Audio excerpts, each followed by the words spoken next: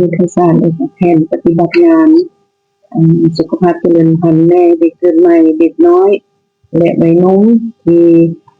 ทางศูนย์ในเด็กก็คือกระทรวงสาธารณสุขที่ได้วางออกนั้นเนาะเพื่อยืนยันพวกเราก็ได้จัดตั้งปฏิบัตินับแต่มียุทธศาสตร์ตัวนี้มาเนาะแล้วก็ได้ยุทธศาสตร์ของเพิ่นก็สิประกอบด้วย5ยุทธศาสตร์นี่แหละหลักๆที่พวกเราปฏิบัตินับแต่ยุทธศาสตร์ที่1ก็คือสุขภาพเจริญพันธุ์วัยรุ่นเนาะแล้วก็สุขภาพของแม่สุขภาพของเด็กพวกเราก็ได้จัดตั้งปฏิบัตินับแต่โรงหมอแขวงลงฮอดขั้นสุดสลาเนาะซึ่งว่าแขวงวิญญาณพวกเรามีโรงหมอแขวงแห่งกับประมาณ100เตียงแล้วก็มีโรงหมอเมืองมี11แห่งแล้วก็มีสุดสลาอยู่40แห่งเนาะไปพวกเราจัดตั้งปฏิบัติไปพร้อมกันเลยนั่นก็สิแม่นให้บริการรักก็แม่นอยู่ในสถานที่บริการคงที่เนาะก็คืออยู่ในสถานที่บริการที่ข้าพเจ้าได้เสนอไปนั้นแล้วก็สิมีบริการเคลื่อนที่เสริมสร้างอยู่ประมาณอยู่112บ้านเคลื่อนที่เสริมสร้างในจำนวน404บ้านเพราะว่าบ้านเสริมสร้างนี่ก็เลือกเป็นบ้านที่ห่างไกลจากสถานที่บริการเพื่อว่าให้แม่หญิงวัยเจริญพันธุ์นี้ได้เข้าถึงการบริการด้านสุขภาพเนาะคันจะเว้าแล้วจะรายงานปี2024เนาะคือว่าพวกเราได้ตัวเลขรวมนี่ก็แม่นการกวดท้องให้แม่หญิงถึงผ่านี่ครั้งที่1นี่พวกเราก็บรรลุอยู่ 96% แล้วกวดท้องครั้งที่4นี่ก็แม่นพวกเราบรรลุอยู่ 69% ก็ถือว่ายังต่ำมีความแตกต่างกันหลายเนาะแล้วอิงใส่ LC3 ที่ว่าเพิ่นได้เฮ็ดการสำรวจเนาะ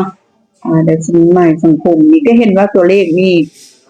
สูงกว่าคือ LC3 นี่พวกข้าพเจ้าได้ติดตามเบิ่งนี่ประมาณกวดท้องครั้งที่1ประมาณอยู่ 97.7% แล้วกวดท้องครั้งที่4ประมาณอยู่ 83.3 แต่ถึงอย่างใดก็ดีเนาะพวกเราก็เชื่อมั่นการบริการอยู่ในท้องถิ่นนั่นแหละก็ถือว่าเป็นตัวเลขรายงานนี่ตัวเลขที่ทบิดที่ข้าพเจ้าได้เสนอไปนั้นก็คือกวดท้องครั้งที่1 96% แล้วก็ครั้งที่4นี่มัน 69%พวกเราก็แม่นได้เอาตัวเลขนี้รายงานให้ทางกระทรวงจ่ายตังค์เนาะแล้วก็ใต้ควบเฮ็ดกวดท้องครั้งที่1ครั้งที่4เนาะมันก็จะมีหลายสาเหตุที่ว่าพัวพันเนาะอันนึงนี่ก็แม่นความบ่พอใจต่อสถานที่บริการบ่ให้ความเป็นส่วนตัวบ่เลยว่าคับแคบหรือหยังหั่นน่ะเนาะอันบ่เชื่อมั่นแพทย์หมอบางเทื่อเนาะแล้วก็อันนึงก็แม่นบ่มักมากวดท้องอันนี้เฮาก็มีเนาะแล้วจะเกิดโรคจังหมาหั่นนะแล้วก็บ่ได้ครบตามกำหนดพวกเราก็ประเมินอยู่กวดท้องครั้งที่4นี่มันแสดงถึงคุณภาพของการบริการเนาะพวกเราได้เอาเป็นตัวยืนคือว่าได้ปรับปรุงกันแต่ละปีและได้เว้ากันกับผู้ให้บริการก็คือแพทย์หมอพยาบาลพวกเราพยายามปรับปรุงการบริการตัวนี้เนาะเพื่อว่าให้มันดีขึ้นนะหลักๆก็เป็นหลุดพ้นการตายของแม่เลยดิ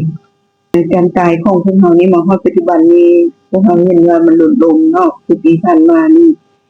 ตายอยู่3กรณีแม่ที่ว่าเสียชีวิตเนาะในเวลาที่เขาเกิดลูกนี่เนาะถ้าเทียบใส่2023แล้วลดลง2023พวกเราเห็นว่ามีแม่เสียชีวิตอีก8กรณีเนาะแล้วมา2024นี้เห็นว่าลดลงยัง3ลดลงยังเหลือ3ถือว่าลดลง